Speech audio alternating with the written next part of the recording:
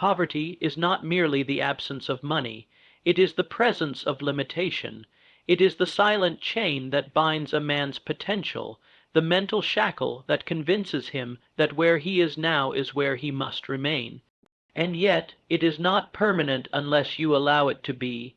Poverty can be escaped, not only with action but with transformation. If a man desires to change his condition, he must begin by changing the way he thinks, the way he behaves, and most importantly, what he stops doing. There are 7 things that keep a person in poverty, not the economy, not the government, not the competition, but 7 decisions made daily, silently, without protest. If you want to rise, to become the master of your own fate, you must stop doing these things without delay. First, stop waiting for the perfect time.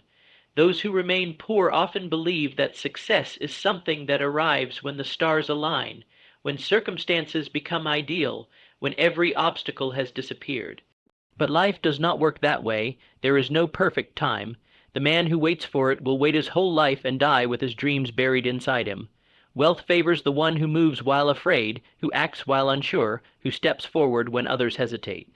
The time is now. The clock does not stop for contemplation.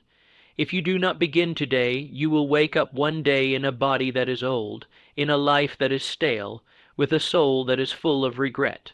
Stop waiting. Start moving. Second, stop blaming others. Blame is the language of the powerless. It gives away your strength and makes you a servant to circumstances.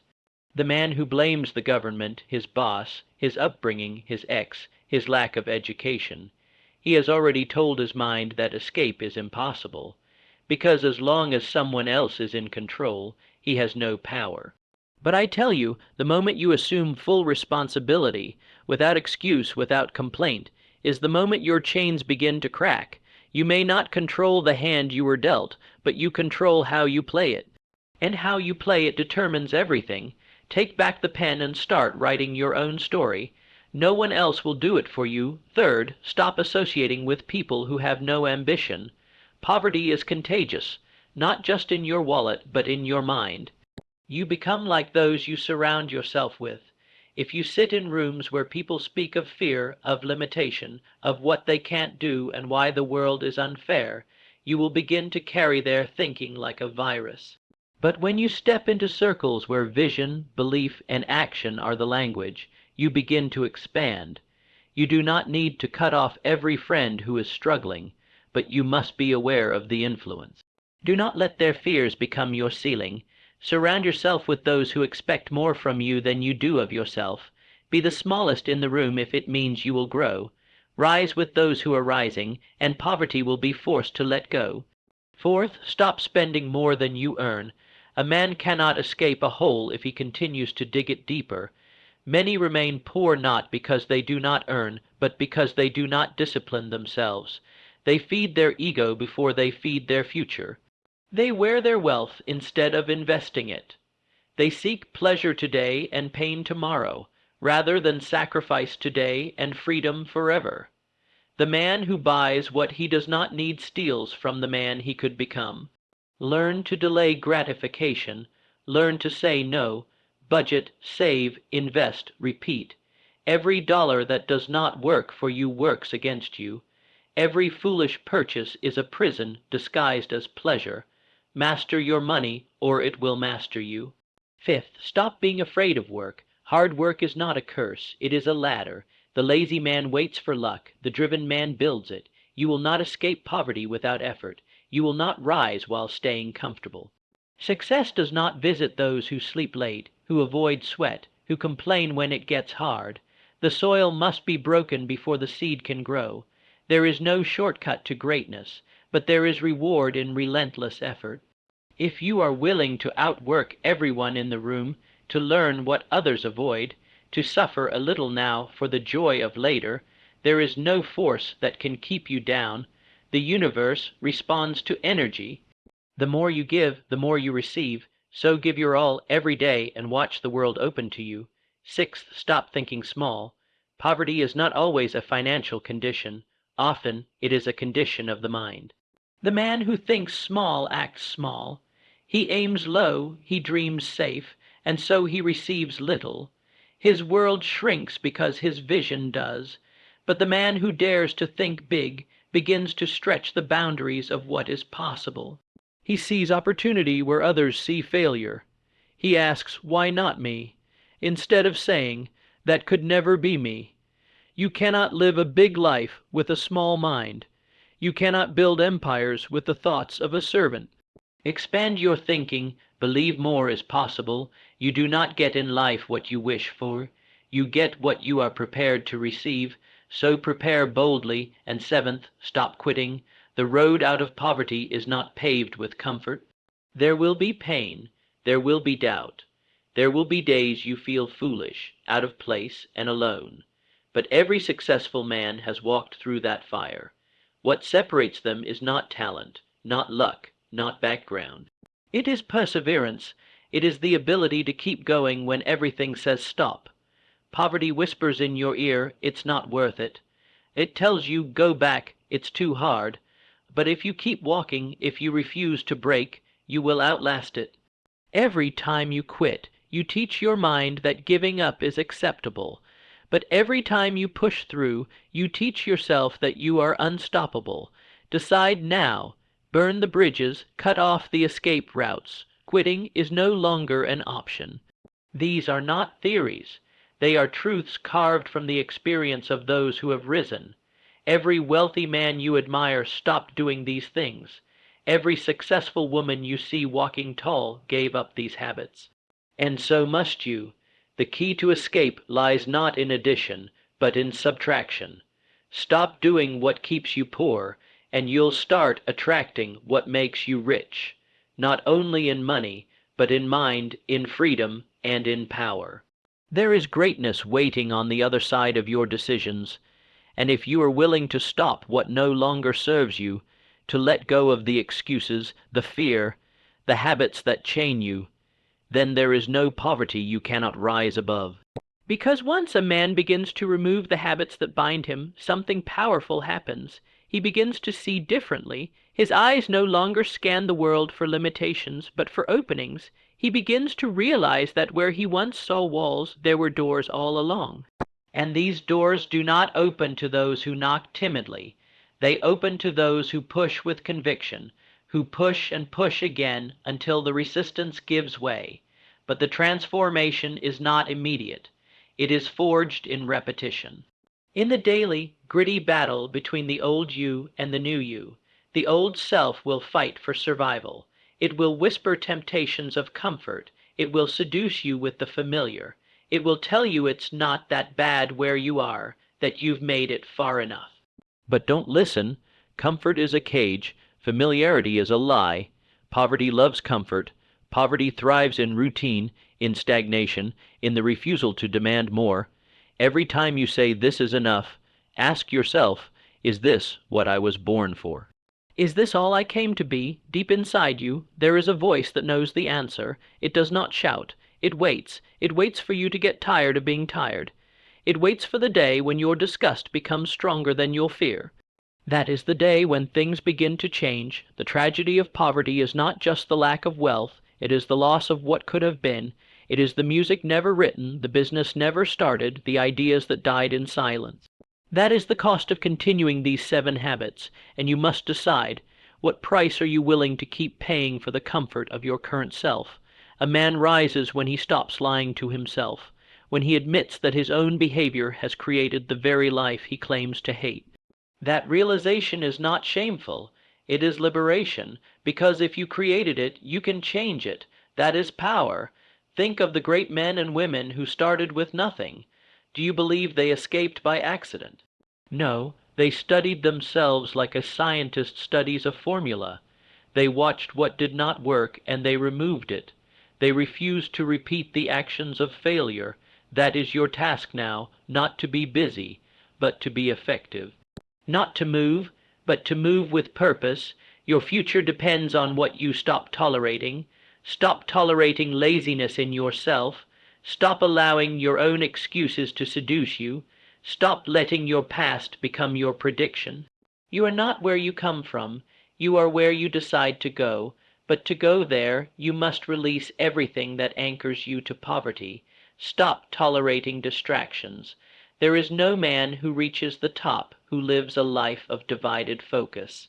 Entertainment is the enemy of elevation. It robs you of time, of clarity, of energy. It feeds the mind with noise and numbs the urgency that poverty should instill in you. The hungry man does not waste time watching others eat. He goes out and earns his meal. Your attention is the most valuable currency you own. Spend it on your future, not your escape. Stop tolerating indecision. The poor man hesitates. He wonders, waits, analyzes, and then doubts what he just analyzed. He becomes paralyzed by options. But success requires swift, firm decisions, not always right, but always made. Indecision leads to inaction, and inaction leads to stagnation. You must learn to trust your inner compass, to choose a direction and commit. Even the wrong decision is better than no decision at all, for in movement there is learning, and in learning there is growth. Stop tolerating dependency, relying on others for your next step, your next dollar, your next opportunity. This is not the path to power. You must become self-reliant. That does not mean you never accept help, but it means you never expect it. You build your life like no one is coming to save you. You train your mind and hands to produce, to create, to generate. That is wealth, when you know you can build from scratch, when your skills become your security. Stop tolerating self-doubt. It is the most silent thief of all. It whispers so gently, you often don't even know you're listening. It tells you that greatness is for others, that wealth belongs to another class, another breed. But let me tell you the truth. There is no special class. There is only belief followed by work. The man who wins is not always the most gifted, but always the most convinced. Conviction is the soil in which destiny grows. Cultivate it, speak it, breathe it until it becomes your nature, and stop tolerating the belief that poverty is noble. It is not. There is no virtue in lack. There is no morality in suffering when abundance is possible. Wealth in the hands of the right man is a tool for freedom, for impact, for legacy. Money is not evil. The love of it may be, but the mastery of it is righteous. Because when you control it, you use it to create, to uplift, to build a life that honors the gift you were given, your mind, your spirit, your ambition. You were not created to survive. You were created to thrive, to lead, to build, to leave behind more than you were given, but this cannot happen until you confront what you've allowed. Poverty cannot survive when the man inside you decides to rise. When he looks in the mirror and says, "No more. I will not repeat the behaviors that have kept me small. I will not carry the habits of failure into the future I desire." This is not about what others do. This is about what you do, daily, repeatedly, relentlessly. You are not cursed. You are not destined to struggle. You are simply living the result of choices made, choices you now have the power to change. The moment you begin to take control of your choices is the moment the future starts to bend in your favor. It doesn't happen in explosions. It happens in decisions, quiet, private decisions, decisions no one sees. To get up early when you could sleep in, to read when you could scroll, to invest when you could spend, to keep going when it would be easier to quit. These decisions don't scream, but they shape destinies. You must become ruthless with yourself, not cruel, but unshakably honest. Ask, is this thought making me stronger or weaker? Is this action building my future or betraying it? Is this behavior moving me forward or holding me hostage? Every answer matters. Poverty does not come all at once. It creeps in through thousands of moments of self-betrayal. So too does wealth, through thousands of silent victories. There is no magic formula. There is no overnight success. But there is a formula for failure, and it starts with ignoring the truth, refusing to stop the behaviors that chain you, thinking you have more time, believing you can keep playing small and somehow live big. You cannot. There is a price for freedom, and that price is personal accountability, and you must pay it daily. You must also stop glorifying struggle. Too many wear hardship like a badge, as if suffering earns you honor. Suffering only earns you scars if it doesn't lead to growth. Pain is a signal, not a destination. You are not meant to stay in it. You are meant to rise through it. Do not worship your wounds, heal them. Use them, build from them. Your struggle is not your story. It is your starting point. Your story is what you write next. And while you're writing it, stop underestimating your own mind. It is the most powerful tool you have. But like any tool, it will rust if unused and cut you if mishandled. Most people spend more time entertaining themselves than educating themselves. They treat their mind like a storage closet, not a factory of ideas. But the mind, when trained, becomes a magnet for opportunity. Feed it, challenge it, starve it of distractions. The man who controls his mind is richer than the man who inherits a fortune, but doesn't know what to do with it. You also must stop fearing rejection. Poverty loves the man who needs approval, because that man will never ask for the sale, never pitch the idea, never start the project. He will wait to be chosen. He will seek permission, and the world does not reward the man who waits. It rewards the man who acts. Every no you fear is a gate you must pass through to find your yes. Every rejection is a test. Will you shrink or will you sharpen? Will you retreat or will you rise? Those who escape poverty are not those who avoid rejection, but those who outlast it. Stop thinking you need to feel ready. You won't. Readiness is a myth. The path doesn't light up before you step forward. It lights up because you do. You must move before you feel worthy. You must act before you feel confident. Confidence is not the starting point. It is the reward of motion. You earn it by doing what you once feared. Every great person you admire once stood where you stand, questioning, doubting, unsure. But they acted anyway. That's what separates them. Stop choosing pleasure over purpose. Short-term comfort is the poison that kills long-term success. The poor man seeks relief. He escapes. The rich thinker seeks growth. He endures. The path is not always fun. It's not meant to be. It's meant to forge you. Every time you choose purpose over pleasure, you become stronger.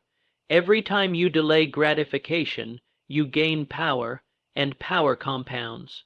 Over time, it makes you unstoppable, and stop believing that it's too late. That lie is one of poverty's greatest weapons.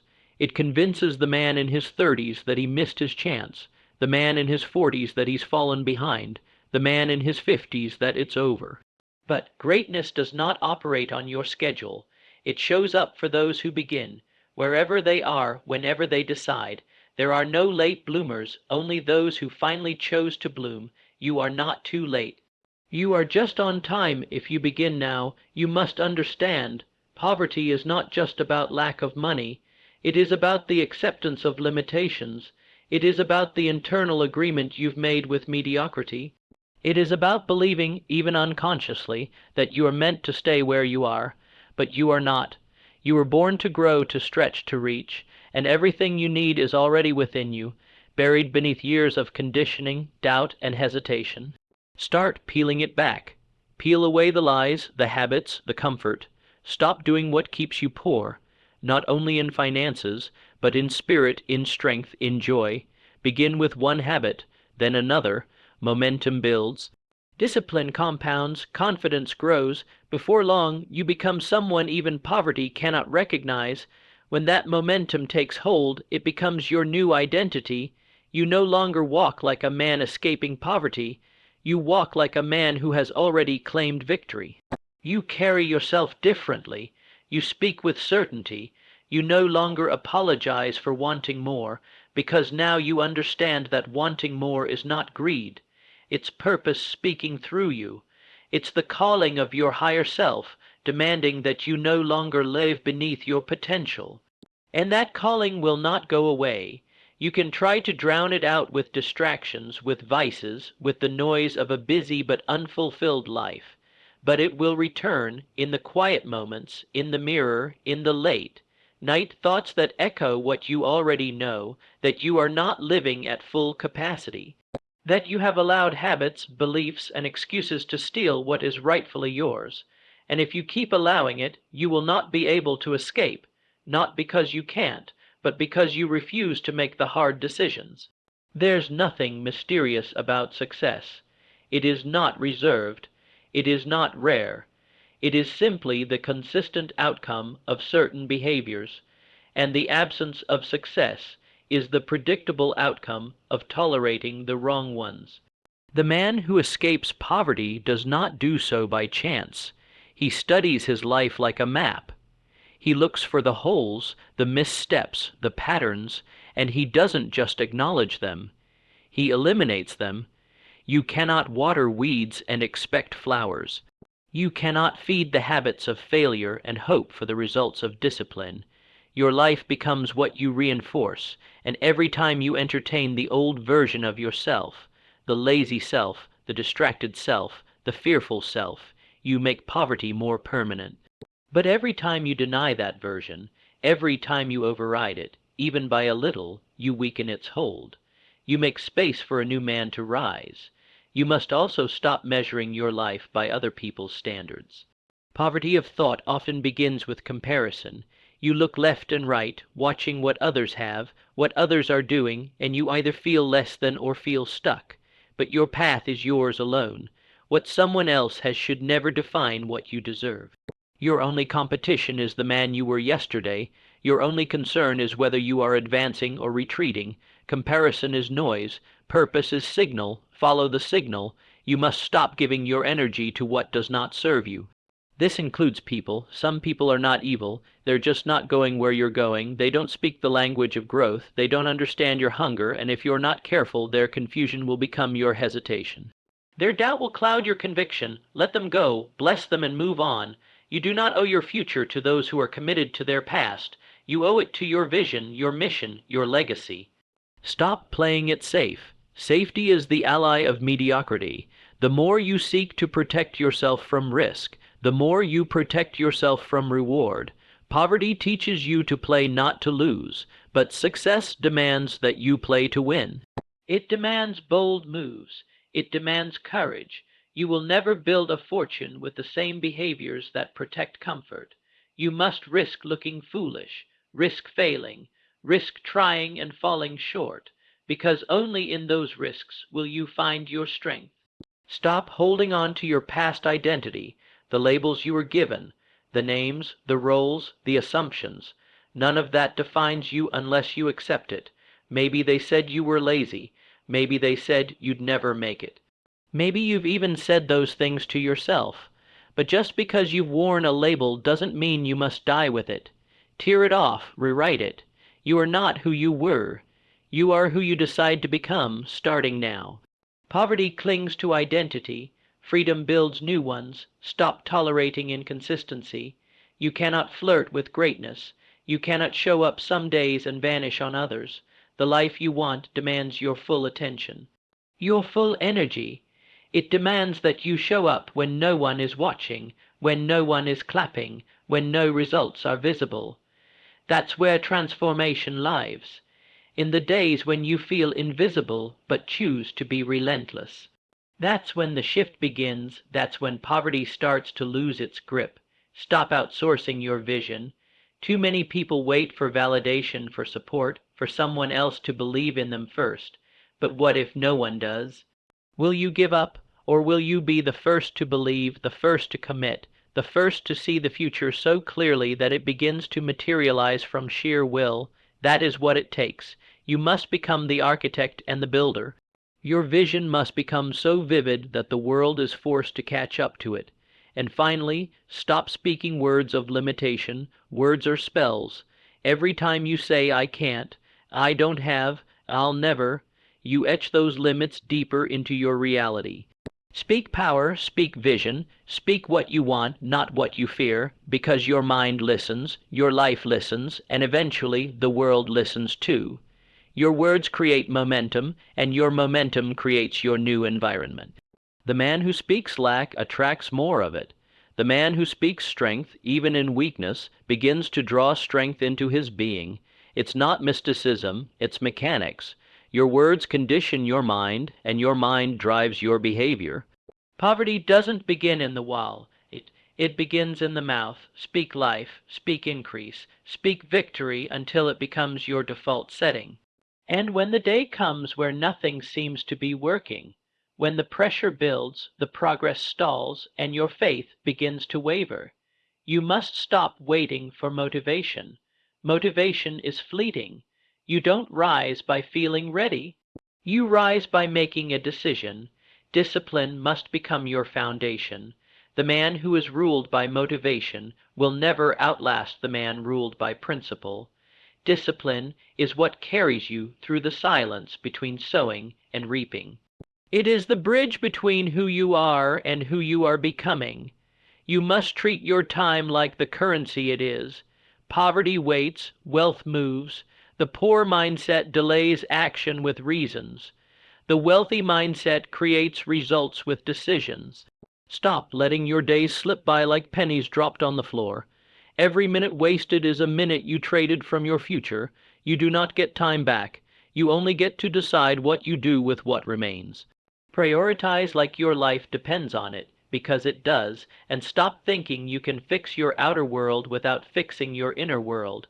You can change your job, your city, your circle, but if you do not change your mindset, your habits, your standards, you will recreate poverty wherever you go. Because poverty is not a place, it's a pattern, and patterns only change when you become a new kind of man, one who no longer settles for crumbs, one who no longer dances with doubt, one who wakes up with a sense of mission. This mission isn't about impressing anyone. It's not about proving people wrong. It's about proving yourself right. It's about aligning your behavior with the greatness buried deep within you. Every time you take action that contradicts poverty, you are writing a new script. You are teaching your subconscious to expect more, to allow more, to demand more, and that demand is not selfish. It's sacred. You were not created to barely get by. You were not born to merely survive.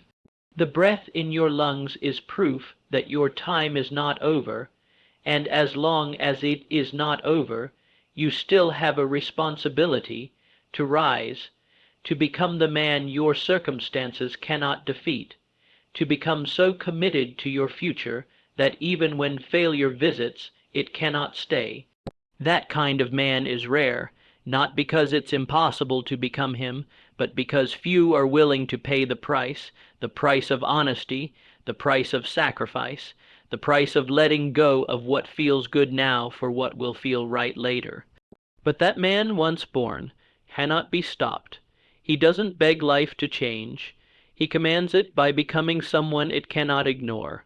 Stop asking, how long will it take? And start asking, how far can I go? Shift your questions, and your results will follow. The man who is obsessed with time is ruled by impatience. The man who is obsessed with growth is ruled by progress. Be the second. Be the one who outlasts the doubt, the fear, the hunger, the failure. Be the one who rewrites his family's history, not through luck, but through unrelenting action. You already have what it takes. You don't need another book, another lecture, another course. What you need is to act on what you already know but haven't yet committed to. The world doesn't need more information. It needs more transformation.